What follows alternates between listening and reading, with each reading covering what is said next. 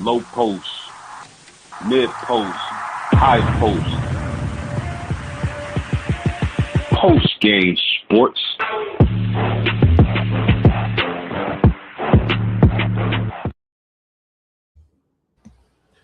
Ladies and gentlemen, welcome to Post Game Sports. How y'all feeling out there tonight?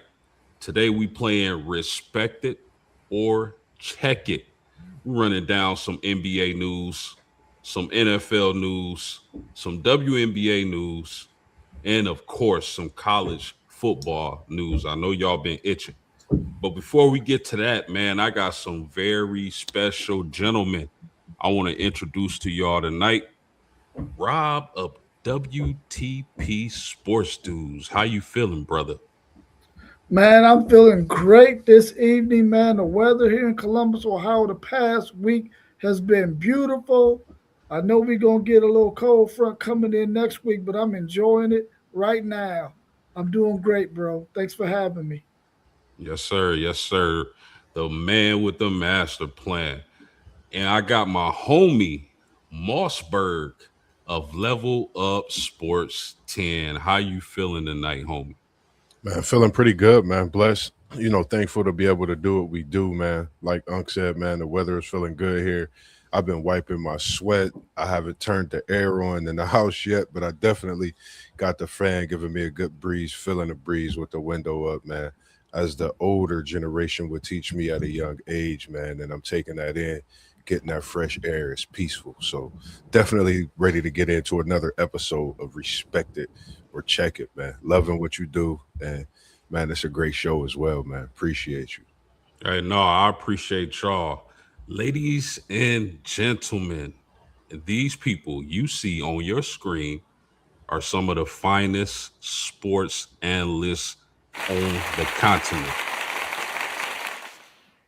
Thank you, Moss. Let's get right into it, man. We got a lot of topics.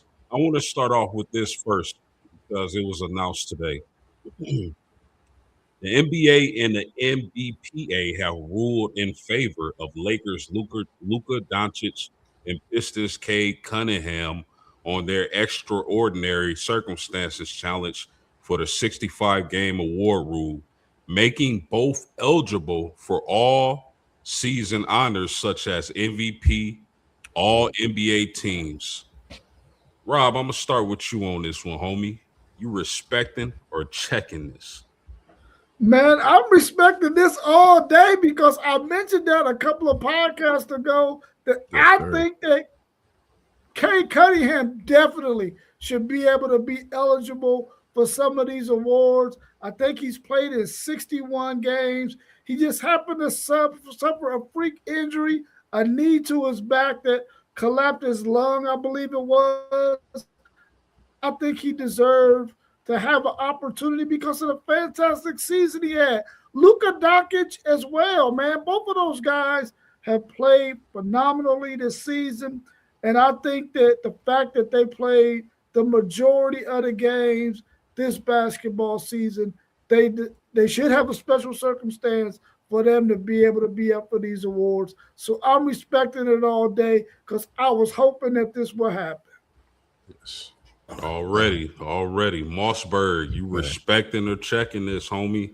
you know me, man. I'm respecting it all the way. I love what both guys has done for not just the team, but for the franchises. They've kind of put them on their back, this season and done some of the inevitable. Even though we got Luca with LeBron, you see what he's meant to the LA team itself this season not being there. And we see what Cade has done for the city of Detroit, Motown. They really playing music in Detroit now with the tune of Cade Cunningham's specialty and that Detroit team. I think, when you think of Detroit now, you think of basketball and having Cade in this discussion along with Luca, respectively across the board, I think is going to make NBA that much more of something to watch these playoffs. And myself, I'm excited because, man, I'm tuned in to everything when it comes to these playoffs. And I totally respect this one for sure. Yeah, good points, fellas. I'm definitely respecting this to the fullest because, like I said, the podcast Rob was talking about when we first talked about this was made for the load management folks. People, oh, my pinky hurt. I got to sit this one out. Oh, Yeah. I got a headache, this and that, back and forth. These were serious injuries where it's like, man, what can you do? You really can't punish these guys for those type of circumstances. So I'm respecting this and I'm happy that they ruled in favor of these young men. Anything else before we move on, fellas, on this topic? Any I like just like the fact that the NBA understood the situation and ruled on it, if I believe, in the right manner. I would Boss? I would just say my thoughts would be, with this, how much more of a race is this MVP? This all NBA. These races are going to be special. I think, with games still left to play, some of these, races still to be determined and decided. I think this is going to be something to watch. So if you haven't watched an NBA, right now is the time. Tune in. You're going to see something special. And I'm going for K still as my MVP. Okay, okay. Let's check out the chat. Kaylee Grace T6I2. Thank you. We appreciate it. Uh Pop, Pop in the chat. My daddy, studying like my daddy. Post game is my son, man. We appreciate it. We hope you can get up here with us, man. Yes, sir. Yes, sir. Yes, sir. So let's move on, fellas. LaMelo Ball. He got fined today for tripping Bam. But should LaMelo Ball be suspended? Now, keep in mind, he did the same exact thing 2 years ago. Now, he apologized. His response was, I got hit in my head. I didn't know where I was, and I'm going to check on Bam to see if he's okay.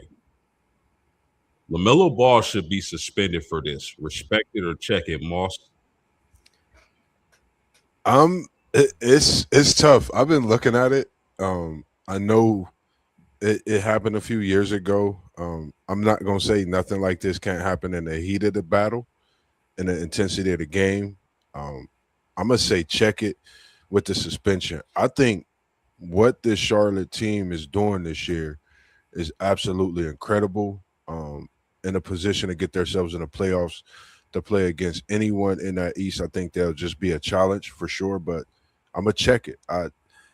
It's a tough decision, but I'm gonna check it. I just think if you take him away from this playoffs in this play-in game, that's going to not just hurt Charlotte, but hurt the playoffs. Just my opinion. What say you, Rob? You respecting or checking this? I'm gonna check it as well, man. If this was a situation where he gonna get suspended during the regular season, okay, I'm cool with that. But we're in playoff mode now, man, and I don't think that it would warrant him to get suspended because of the critical time it is in the NBA season. But like I said, if they did it during the regular season and wanted to suspend him, I would be cool with that. But now that it's playoff time, now go ahead and get a guy a hefty fine and then let him know, listen, you can't be acting like this, man, in the future.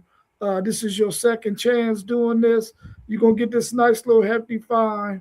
Yeah. But in the future, we might have to suspend you regardless of what time it is. But I'm going to check it right now because it's playoff time.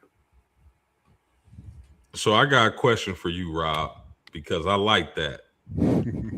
Did you check it when they suspended Draymond Green against the Cleveland Cavaliers in the finals years back? I would have checked it then too, but I'm gonna tell you right now, I was happy as hell that he got suspended, bro. Because I needed Cleveland to win that championship, and I needed LeBron to win it too. I didn't want it to happen, but shit, I was happy it did. All right, my man. I respect it. I respect it. I'm checking this as well. I like the points you guys made. I also believe if this was regular season, he got to sit out for a few games, but it's playoff time. They hit him with a nice little fine, so hopefully he gets himself together because it's looking like one time is an accident, two times I don't know, my man. Yeah. So hopefully he gets himself together. Got my pop. We is in the chat. He said, "That's right, Rob. Yes, sir. Yes, sir." So we're gonna stay in the NBA, and I got some statistics for y'all.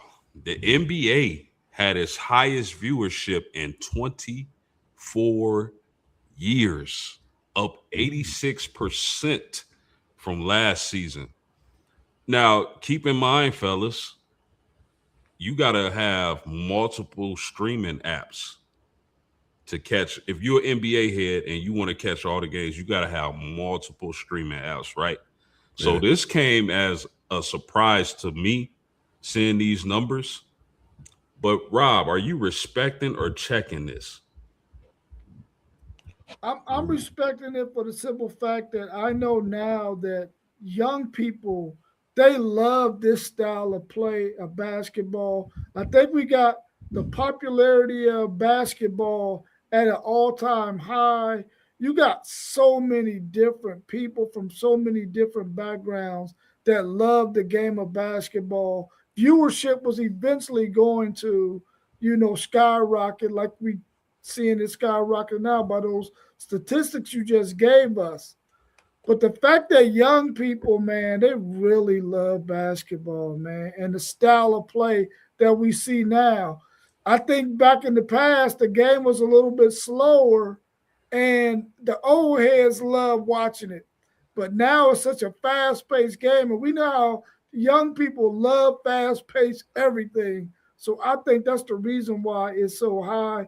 And I like it because I want the NBA and all other sports to be able to be successful and their viewership increase year after year after year after year. Yes, sir. My man Mossberg, you respecting or checking this? I'm I'm leaning towards the respecting it as well. The reason I say that myself, I know it's something we talked about and how much we, haven't watched it over the years, but I said I would tune into it more this year. Coming into 2026, I've actually been doing that. There's so many outlets out there to where you can watch the games. I've even watched Philippines basketball online and seeing the popularity, like Unc said, that's over there that they see and watch here. In the US, this basketball game is global, man, and it's so global. So, like you said, the growth of the sport is crazy. So I'm definitely going with the respected on this one for me. Yeah, I gotta respect it. I just can't believe it's true. Like up they highest viewership in 24 years. So we talking about '02 when the Lakers were probably finishing up their three-peat. Yeah. That's amazing. I had no clue that their ratings was doing this well this season. And why I may not be the biggest fan of the style of play today, I like the fact that the NBA is starting to thrive again. So hopefully they can keep it going. Any closing thoughts on this, y'all? Um, just the fact that, like you said, has been the thing. Like you said, that's shocking is when I get online and I go to different outlets, how much is there and available. So I can't understand that, but like you said, it's just gaining popularity. The birth of a son, he want to be a star. When you in that belly, you actually can hear things. And when people say they birthing the king, queen, you birthing the star, those things are true. And the sport could grow just from, small things like that. So definitely something to look into for next season. No doubt about that, my man. Uh fellas, the Boston Celtics will sweep the Eastern Conference this season. Respect it or check it, Mossberg. I know Tatum back with a Mamba mentality. I know Jalen Bizzle over there going crazy, but I'm checking this. This Boston team is very, very good since Tatum's return. I can say that, they've definitely stamped themselves in that East and catapulted themselves in position of where people thought Cleveland was the team of the East. After the Cade injury, up comes Tatum from his injury, and voila, the Celtics are doing what they're doing. But I'm gonna check it, respecting this East. I think this is the toughest the East has been in some years. It's a lot of competition in that East, and I think we're looking at some hungry, young. I would say I'm gonna call some of them young future Hall of Famers of this here NBA that we talking about in 2026 going into the playoffs. Rob, the Boston Celtics will sweep the Eastern Conference. You respect it or you checking it? I mean, I'm checking it, man, because ain't nobody gonna sweep it like my Sixers did in '83, bro. We gonna be the first and the last to ever sweep it like that. They are not sweeping it. They are not sweeping it. Are they gonna win the East? I believe so. But are they gonna win every single game in the Eastern Conference playoffs? Nah, man, that's only for my Sixers, man. And I ain't had a whole lot to say about my Sixers. But that's one thing I'm proud of. We went 4-4-4, whatever it was. We didn't lose no games, and I don't think Boston gonna do that. Man, Y'all, I'm checking this, but I lightweight want to respect it because I feel like lightweight because I feel like Boston is that good, bro. they I, good. I, I, I man, I just think like they coaching, they stars is on the level. They play with two huge wings. They got a rim protector. They can shoot the three ball. They've been there before. They have championship pedigree. But to go undefeated in the East, like my pop said, Detroit, Cleveland, Philly with Embiid. If Man, Embiid is able to get back and healthy, yeah. that will be a tall task. So ultimately, I gotta check it. Any closing thoughts on this, fellas? Man. Anything from you, Unc? I'm just thinking about the fact that when you ask that question, you make me think about, okay, what team could we compare to that Lakers team when you mentioned undefeated in the playoffs? Even though they took one to that AI team we spoke on, I think a week or so ago in 2001, just thinking of that, like this team is built in ways like that, having those role players and having stars like Tatum and Brown, so it's something that's going to be a good thing to key in and look at. And, I'm looking at this Detroit team with Kate Cunningham being at Philadelphia in that East. OKC looking like that Laker team of the West, possibly, or San Antonio. Well, y'all know Parlay Poe, who's a Boston Celtics fan. Every time they play the Sixers, he always throwing that mess in there. Rob, Brian Keaton, and Steve Struggs. What your Sixers gonna do when they meet my Boston Celtics? And we haven't been able to have anything to say about that because Boston been kicking our butts. So I need Boston to get beat in this Eastern Conference by somebody, one or two games. I can't have them go and win them all on their way to the championship round in the NBA finals. Yeah. Yeah, to wrap this up, man.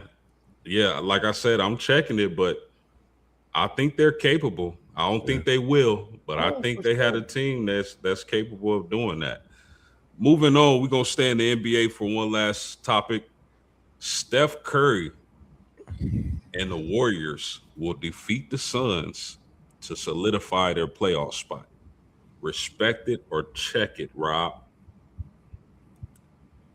Man, I'm respecting this all day. I already told y'all on Tuesday, I need Steph Curry to be in the playoffs, baby. I'm respecting it. And I think we're going to see a show from him and Draymond Green and the rest of those Warriors. They're going to put it on these Suns and they're going to be in this playoffs, man, because it's best for the NBA to have Steph Curry, who was considered one of the best players to ever play the game. You hear his name in that conversation nowadays.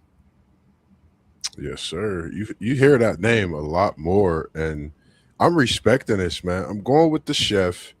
You know, when I say he's cooking, I don't think it's fish grease.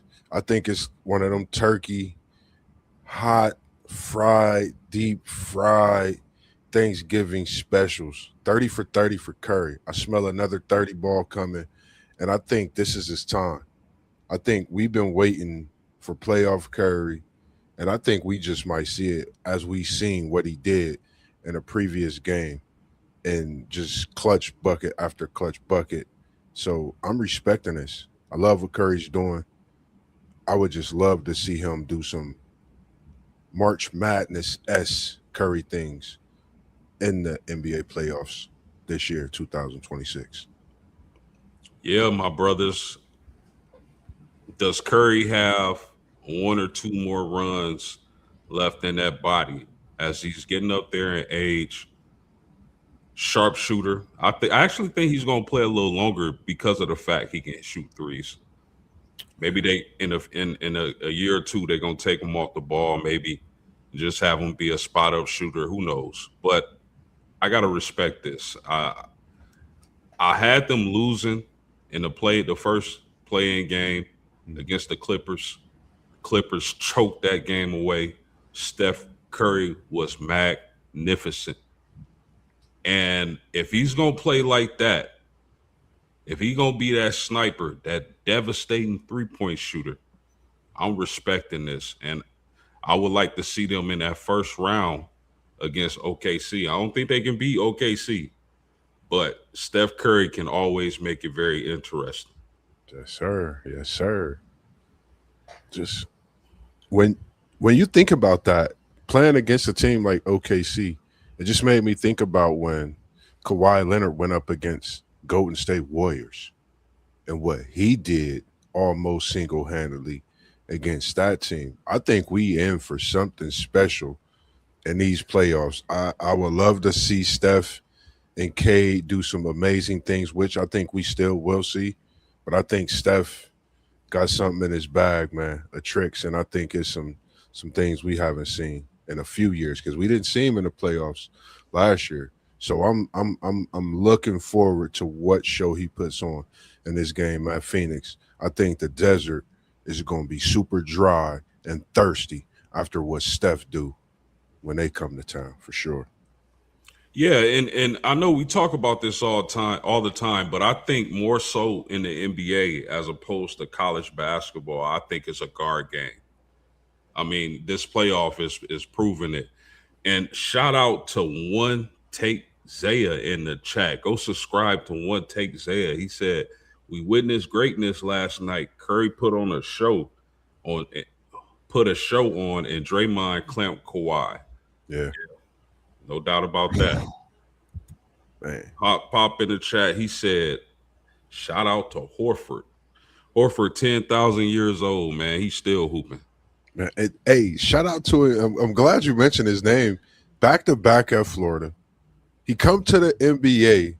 He's like that quiet guy that's just adding rings to his collection. But the veteran leadership that he brings, that championship pedigree, that experience, that strength, that he brings so much, man. You know, the moxie. I mean, I would love to have Al Horford on my team any day of the week. No doubt about that. My man, Lizard 9921. What about Wimby, homie? It's good to see you in here as well. Yep, yep, yep. Talk to Yeah, us. we appreciate it. But what about Wimby? Let's move on to some college football, fellas. Mhm. If you haven't yet, please take time to like the stream, subscribe to the channel. Don't matter which channel you watching from, hit that like button, subscribe. We greatly appreciate it. We working. Yes, But sir. let's move to college football, fellas. And I'm gonna start with this. The Big Ten will reign supreme over the SEC for the next decade. Moss, I'm gonna start with you. You put the camera on me, the guy from the ACC. You know I'm checking this like a cash register clerk when they bring the 20s, the 50s, and the hundreds. I respect what the Big Ten is doing. Don't get me wrong, but when you think of the next decade, I think that's going to be a tall task because the SEC is a conference. I think they've noticed that. If you look at the additions in the portal on both sides to the SEC and the Big Ten, SEC made some major moves, in this offseason all across the board. So I think, the Big Ten doing what they do is definitely respected, throughout the world, sports, everything. But the SEC, they put them on notice, and the SEC said, "We see that, and we going, we have something to say." And I think this is just going to be a battle, throughout ACC. I think it's going to take a few years for us to really compete, and unless we have some teams that come in and do some amazing things in these next few years. But I think I'm gonna check it, even though I like the way the Big Ten is moving. It's close to a respected, but a decade is a long time. And them Texas Longhorns, they might smell blood, but I'm gonna let Unc talk anything Texas. The SEC man, Texas Longhorns. Hey man, listen, Respect- I'm checking the hell out of that, man. Come on, man. Listen, we all know how the landscape of college football goes, college athletics, period. The SEC was dominating. The Big Ten made a move and they got better at doing what needed to be done, and they won the last three. Now it's on the SEC to figure this thing out and start doing it as well. Will the Big Ten still be relevant during this next decade? Of course they will be. But the SEC is going to do some things. They're going to catch up with what's happening, and eventually they're going to even this thing back out again and maybe even take the reins for a minute. And of course, the Big Ten is going to rebound and bring that thing back. That's just the nature of how this thing goes. Reign for a whole the next decade, I'm checking that all day. It's still going to be good, but I still believe the SEC from top to bottom is still the best conference in the country, even though they don't have the last three national champions. Ooh. So I want to ask you something, Rob. With the Big Ten winning the last three national championships, right? Because I believe over the last couple of years, like the first maybe 3 to 4 teams in the Big Ten were better than the SEC's top, 3 or 4 teams. But once you get to that middle and the bottom part of the SEC, I thought the SEC was better. Do you think the Big Ten, as far as their reign on winning championships, is vulnerable this year? Oh, they're definitely vulnerable this year. I think when you start to look at the top teams that were in the Big Ten the last couple of years, we see Michigan starting to put it back together. They're rebounding from the championship game that they had a couple of years ago. They weren't as good following that following season because they had quarterback issues. Last year, they were starting the true freshmen. So they're on their way back. They got some players on that team. Indiana, their coach found a blueprint, was able to get a bunch of veteran guys, and was able to win it last year. And we saw what Ohio State had to do to win it. They had to go get a quarterback. They had to go get a running back, and they had to go get Caleb Downs. I think if they would have went with what they had on their roster, they probably wouldn't have won that national championship. But I think now we see across the landscape of college football that the teams understand what needs to be done to build a championship caliber team. Now, it's going to keep continuing to change because rules are going to change, the format's going to change, so everybody's going to have to stay up on it. But I like the Big Ten, and they've been the best team, but I still believe the SEC is still the best top to bottom. I hope I Moss, answered your question. 100%. That's some great insight. Moss, you think the Big Ten is vulnerable this season? I think they're very vulnerable. I would agree exactly in how Unc said it. You know, everything across the board, but not to mention, like, when you think about the portal this year, when you think about the money that's out there and how you could get players to come to your university. We've seen Texas get quite a load this offseason. And when you're able to get that, that's saying something, not just in your conference, but across the board to college football. I think when you think of SEC Big Ten, you're not even thinking of the Alabamas, the Ohio States. For me, I'm thinking of the Oregons, the Texas that people talk about since they came in the conference.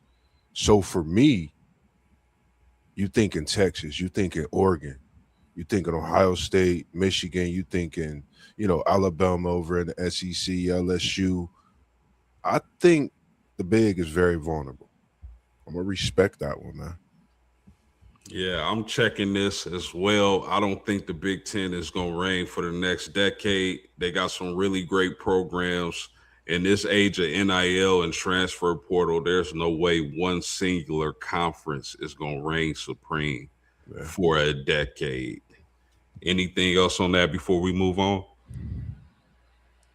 How do you think your Notre Dame Fighting Irish is going to continue to fare with having to compete with the SEC and the Big Ten, who have won the majority of the last maybe 25 national championships?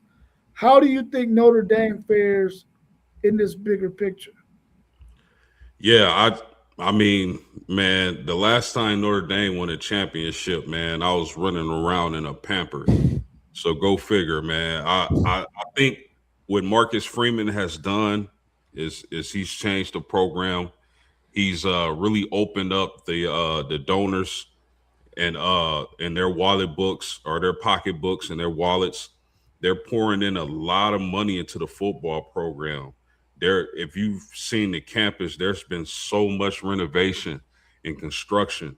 Uh, Marcus Freeman was God sent, and I appreciate what he's doing. I think they're going to be in the hunt for years to come, starting this season. I truly do. I really believe they'll be right there, especially them having a chip on their shoulder. Whether you disagree or not, they got a chip from feeling like they should have been in the playoffs. So I like the fact that they carrying that chip on their shoulder into the season. And I think Marcus Freeman has positioned this program to be right in the thick of things with the Big Ten, the SEC, and whoever to compete for dominance. Let's yeah, you got anything, Moss? No, I was just when you mentioned Freeman, I just think of like you said, man, changing the culture of the program. 43-12 since being a coach, his job is good. I mean, that's all I could really say, man. I love what Freeman is doing. Yeah, no doubt. One thing Marcus Freeman has to do, and I know y'all heard me say this before, Marcus Freeman has to avoid the big letdown game, which is normally the second game of the season. He's at the point now where all the growing pains from being a first time coach should be over and done with. Okay, this year 5. We don't want to hear no excuses. You got all the players you need. You got all the money you need. You got the coaching staff. Let's put it all together and get a natty. Mm. Let's hold on, we got a comment. Yep, win a chip. Yes, sir. Yes, sir. Let's stay in college football, fellas. And let's turn our attentions to Coach Prime. I love Coach Prime. But and I'm gonna start with you on this, Rob. Having a surgery weeks ago to address blood clots. Coach Prime should retire and focus on his health. Respect it or check it. I'm respecting it all day, man. I'm a huge fan of primetime Deion Sanders, man. But the thing that concerns me is once your health starts to you start to have some problems, you have to take yourself out of certain situations that can be strenuous on you mentally, physically, spiritually, whatever the case may be. You got to remove yourself from that. And we all know that coaching takes a lot because we may have coached on some smaller levels than what he has, and we know how stressful that was. He needs to really go ahead, focus on his health. don't have the mindset, and I know he doesn't have this mindset. Don't have the mindset that if you go away from this, you won't have the motivation to beat something. And I know he doesn't think like that. He's a real spiritual man, and I love that about him. But he really should. Somebody in this corner should be saying to him, let's step away from this for a while, get ourselves to where we want to be physically, health wise, and then we can always revisit it. We've seen coaches do that since we've been watching sports. Moss, before you cook, I just want to add some context to this. Yep. Since 2021, Prime has had 14 surgeries, bro. Since 2021, he's had 14 surgeries. Moss, you Man, respecting or checking this? I'm respecting it. That's like you asking me the question: should Unc continue to play if he got a twisted ankle? You know that he can't do what he normally do. Nah, I'm respecting it all the way. Health is wealth. I think when you think of Coach Prime, you think of legendary, Hall of Famer, um, one to none, greatest cornerback to ever touch the field of a football with a football on it, any field. He's the cornerback when he's on the field. Don't matter if it's a baseball diamond or not. They're gonna know him from what he did on that football field. So I think for himself, like Unc said, that's the strains they could put on you, whether it's mentally and physically. Coaching is something different, and a lot of people don't know until you experience that. I think for me, I would rather him take that time to get his health better because seeing him healthy is even a different prime. Not seeing him healthy, we're not going to get the full prime time. And when I say prime time, we know what comes with that, the music and all those things. So I'm going to respect this one. I have no choice but to respect this. I mean, if it was something where they were going in and cleaning up something, getting rid of something, then now he's good to go. Just recover and now you good to go. Yeah. I I don't know. I don't I'll know say if it. that's yeah. I don't know if that's the case, man. I don't know if he's gonna be uh if this is something he's gonna continue to deal with, if this is something that he continues to deal with throughout his coaching career, man. I really hope he considers hanging it up and just getting healthy, man. He's a father first. He's a God fearing man. He's a father. I definitely want him to be around for his children. Not saying that he won't if he continues to coach, but I just wish the best for Coach Prime, man. Any Definitely. one take said, Rob, you sleep? One Hey, take in listen, the building. he don't want to be the only one who fell asleep on stream before. He want me to join the club with him, but it ain't happening, bro. That's man, epic, man. That was epic, man. Let's stay with college football, fellas. And I got another one for y'all.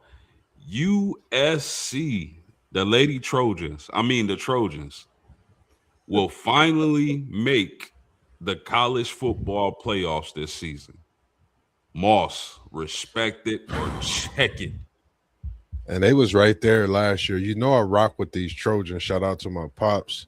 He a big Trojans fan. I'm respecting this, man. I'm respecting what the Trojans have built over these past few years. I think they're a very dangerous team. And King is in the backfield over there in Southern California. They got a king in that backfield. Things could get hectic. And we talk about a king in basketball. So I'm gonna talk about this young king in football. We watching a young Reggie Bush S and the skill set that we seeing out of him at USC. So I'm respecting this with USC, and I think they're gonna shock a lot of people with what they have coming in on both sides of the ball. Just go check what they did with the recruit class that stayed at number one, which I spoke on, as well as that transfer portal. So that's something that's crazy that I said that they would hold on to that number one spot, and they did. You did. You did. Props to you, man, because I didn't think they would hold on to the number one recruiting class, but they did. So Yeah. big shout out to Level Up Sports 10. Rob, USC will make the college football playoffs this season. Are you respecting or checking? I'm checking it. I'm checking it. I'm checking it. Listen, until they prove that they can play some defense in a conference where you got to be able to play defense, you got to be able to stop the run, you got to be able to keep teams from controlling the clock and keeping your offense on the sideline. We know what they can do offensively, but until they are able to stop somebody, they're not going to make the college football playoffs. Now, they did have the number one recruiting class.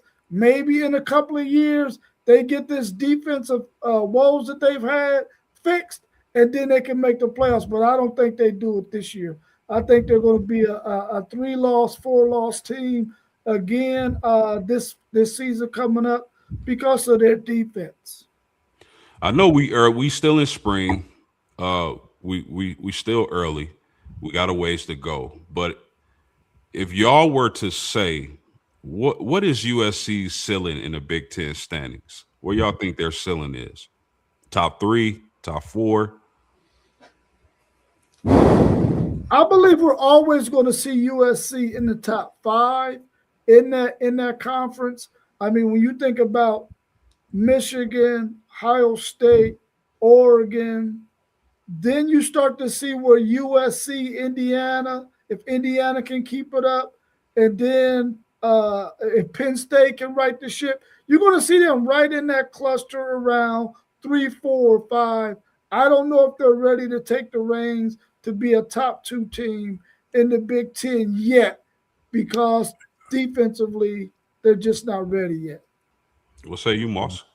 I like what he mentioned with that too, because it made me think the fact of when you think about the Big Ten, when you come over with these teams, of course, even when Oregon and USC was in the Pac-12, Oregon still did their fair share of winning over USC at that time. So, coming over to the Big Ten, you got Ohio State, you got Michigan, you got, of course, Oregon, then you got Penn State, who was a top over the USC, and then you seen this year Indiana. So my thing would be, is this the year as well with them? I feel being in that top 5, could they be the team that move up when Indiana and Penn State is not doing what they've done these past few years? Is that something that we could be looking at in the Big Ten? Is it the not passing of the torch, but teams stepping up and doing and showing like, hey, we still belong here in this conference, even though we have teams that's been doing what they do. So I don't know. I just like what they've done. And like you said, I think it'll take them a couple of years, but top 5. Yeah, fellas, what is if USC does miss out on the playoffs this season, what does that say about Lincoln Riley? I mean, if Lincoln Riley and them did not get the number one recruiting class this year, I think he would have been on a hot seat, because he hasn't been able to go into the Big Ten and be in the top 2, top 3 in that conference. Now, you look at their schedule, though, this year, they have a very favorable schedule. Yeah. They could definitely go 10-2 with this schedule that they have. 9-3 at the worst, because the schedule is pretty weak in comparison to what I think Ohio State got and what some of those other teams have. But as far as Lincoln Riley is concerned, if he don't get that thing turned around, and I think it's simply because of his defense, they know he can score some points. They know that's his thing, but he hasn't been able to get a defensive-minded guy who's good enough to get them to turn the corner. And maybe it's because of the way he runs his ship. And maybe USC will decide to move on from him if they don't fare well this year, especially with that favorable schedule they had. First of all, man, Pop is crazy. He said can't stop a YMCA team. That's the reason why I'm personally checking this. Look, fellas, their defense is the issue. I don't know if their defense is going to improve enough to come into the Midwest in October and November when we got hoodies and lone socks on. It's different from that West Coast, man. So that's my biggest concern about USC. You got to come into the Midwest. You got to come into our weather, our atmosphere, and beat us at our style of football. Because I don't think you can just hope to outscore these teams. So I'm checking this. One take Zay says USC schedule is pretty hard. They got OSU, Penn State, Oregon, Washington, and Indy. Any thoughts on that, Rob? Yeah, I missed that. I was about to tell him that I missed that IU game, and they got to travel to Indiana. So yeah, that is a tough one. I'm not putting a whole lot of stock in Washington. I'm not putting a whole lot of stock in Penn State with the situations that they have. But you got Ohio State, you got Oregon, and you got Indiana. So those are three really, really tough games, and they got to travel to Indiana. That could be three losses right there that keep them out of the college football playoffs. But I agree with you, FanDuel. One take, Zaya. Their schedule is a little bit tougher than I first thought. Anything else, Moss? No, I was just about to say, thinking of Indy, and I agree with him on Penn State, Washington not being, I think, two top teams. I think USC could definitely take care of them. I'm gonna say USC even gets on the road at Indy right here, right now, tonight. I'm gonna say USC wins that game. Jacoby Lane has a breakout Big Ten game of his career. Jacoby Lane. I thought he entered the draft. Okay, I didn't know if some of them kept their agents to come back or not. Some of them did, but I wasn't for sure. But I think they win that game still, whether they have him or not. Hines was a receiver that came on late in the season throughout that time while he was playing as well in some big games for USC. So I like this USC team. I think they're gonna have some young guys that come in and step up right away. Like post game said, this game is late in the season against Indiana too, and in Indiana, so we know that weather gonna be nuts. Yeah. That's why I'm picking an upset, and I think the reason why is just because of that fact. I think it'll be that type of season where USC has to win that type of game, and it'll show, what we've been speaking on. Are they this strong of a team? Are they a playoff team? And I think it'll answer a lot of critics, as far as in Lincoln Riley as well with this number one class coming in. How y'all feel about one takes comment? Gary Patterson, I believe defensive coordinator. I love the fact that they got Gary Patterson to finally stop doing his music, to get back into coaching. They're going to be better defensively this year, but I'm telling you right now, in year 2 and 3, if he doesn't go and get another head coaching job, their defense is going to be one of the best defenses in the Big Ten and in college football in a couple of years, because Gary Patterson is one hell of a defensive coach. I agree with that 100%. I just don't think this coming season is the year. They'll eventually get there. But let's great college football chop up. I got one for y'all for the NFL draft, man. There will be 2 teams in the top 10 that make trades. 2 teams will trade out of their pick with a team, and two teams will trade into the top 10. Respect it or check it. Moss, I believe it's on you. This is tough, because the thing I know I said I feel there's gonna be an offensive line record. In order for that to happen, this has to happen with these trades. And there's been a lot of noise about trades happen for teams getting an offensive lineman. For some reason, it's been in the air lately.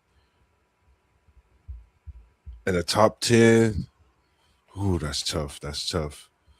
But I'm gonna respect it, because it's a couple teams that's really thinking about getting in that top 10, and some already have the top position. And there's rumors even about the Raiders. So many teams at that top spot trading, as well as teams at the lower right outside trading up to try to get in. So I'm a respect this one. Well, say you, Rob. Now, keep in mind, top 10, we know Vegas is probably taking the quarterback, right? But you got the Jets in there, the Cardinals, your Titans, the Giants, the Browns. I've heard a lot of talk about them trading out. The Commanders, Saints, Chiefs, and Bengals. Any of those guys trading out the top 10, Rob? Respect it or check it?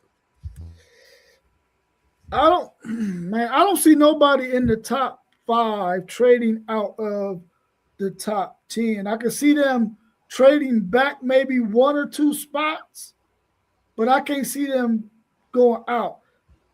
I want to respect it because I think right around 8, 9, and 10, those teams might trade out, and 11, 12, and 13 might get in. So I'm going to respect it for that reason. And I think that the teams that are picking in those areas have an opportunity to make some moves and get a lot of value because of it. But I think those teams at 11, 12, and 13 understand that this freaking draft in the top 10 players is unbelievable, bro. And I think they're ready to pull the trigger to get in the top 10 to get one of those players, man. So I'm going to respect it because I think it's very, very likely that it's going to happen. I'm respecting this, fellas. I think the teams to watch when we talk about trading into the top 10 are the teams with multiple first round picks, i.e., the Dallas Cowboys. Cleveland may play around with their or picks. Uh, who else? The Jets. The Jets may play around in some kind of way. Yeah. So I'm respecting this. I think we see at least two trades in a coming NFL draft. Our man One Take back in the chat, he said, I think the Rams will move into the top 10 to get a key piece for this championship window. I don't disagree with that. I would definitely wouldn't be surprised. Go ahead, Moss. It's crazy. I've been watching like some of the guys I watch. Shout out to the guys out there. I watch so many different YouTube channels, man. Shout out to what you do out there as well on your streams. They had Devontae Adams in a trade for Smith from Philly and a draft pick. It's crazy that he said that. I just thought about that with the Rams. I was watching the show and they had a little mock draft and it had Adams leaving LA, but Smith coming over, a younger target and a draft pick, which was crazy to me. So I don't know, just thought about it. Anything else before we move on, fellas? Man, I totally agree with what you're saying right there, One Take there, because those Rams, this was their Super Bowl this year, bro. And the Seattle Seahawks, which they probably didn't think they was going to be this good, man, ended up stealing one from them. Because I'll guarantee you, they felt going into the season with the moves they made, they were the best team in the NFL. And then freaking Seattle Seahawks came and stole one from them. So they got a bad taste in their mouth, and they're going to try to rectify it because, like you said, their window is right now with the quarterback that they have, and they're going to have to make something happen. But they got to get past them Seattle Seahawks, who we know eventually that team is going to get broken up because that's how all championship teams do. You do good for a year or two, and then it get broke up because guys want to go somewhere else and get that bread. These are facts. Let's move to the WNBA, fellas. Asia Wilson gets the biggest contract in WNBA history. 3 years, $5 million. Respect it or check it, Rob. Man, I'm respecting that all day, man. She's been the best player in the league since she's been there. She's really is, in my opinion, the face of the league. And what her and Bam is doing during her offseason, showing how powerful a couple they are, showing how it's supposed to look when you got two people who feel that way about each other. She hands down deserves that. I'm respecting it. Kudos to Asia Wilson. You deserve it. Now go out there and continue to do what you've been doing so that the women's game can continue to elevate. Yes, sir. I agree, man. Respect it all day. She's been on a journey since she's been in this WNBA. If you don't know, I would say, man, just go check out her documentary. It's gonna open your eyes to a lot. You know, rest in peace to the great Kobe talks that they had. Um, you know, if anybody can remember Kobe on the sideline with a sweatshirt hoodie, go do your documentaries. Look up the one about Asia Wilson. It explain everything to you. It's just special to see where she's at in her career. I think this is a showing, a token, not even of appreciation, but well deserving of what you've been to the WNBA itself since you've come to the league. And before, just been a trailblazer. And like you said, Unc, what her and Bam have going, it's tough to do in today's time. It's great to see black love continuing to be excellent in the world we live in today. I'm 100% respecting this. Look, she's already a multiple time champion. She's the real face of the league. She's elite. You know, she affects the game in so many different ways, and she's professional. And this beautiful black sister is definitely deserving of that huge contract. I wish she could have got 10, but I'm respecting this. I appreciate Asia Wilson, and she's been a great role model for young ladies coming up after her. Anything else on this, fellas? No? I don't think we can't say nothing else off that post. You be doing your thing, man. You ended it just the right way, boss. you Appreciate it, my dog. know it. I mean, people, take time to like, take time to subscribe. We appreciate y'all support, man. We working. Yes, The sir. last topic for tonight's edition of Respect It or Check It. And I'm gonna start with you on this, Moss. Okay. Caitlin Clark. Ooh. I want y'all to really think about this. Caitlin Clark is the third best player in the WNBA currently. Respect it or check it. Man, you really got me thinking. I'm thinking about something Zay said when I think of Caitlin Clark, no disrespect, three. Oh man, that's Because tough. we know for sure Asia Wilson and Nafisha Collier are 1 and 2 currently. Yeah, yes. So after that is Caitlin Clark 3.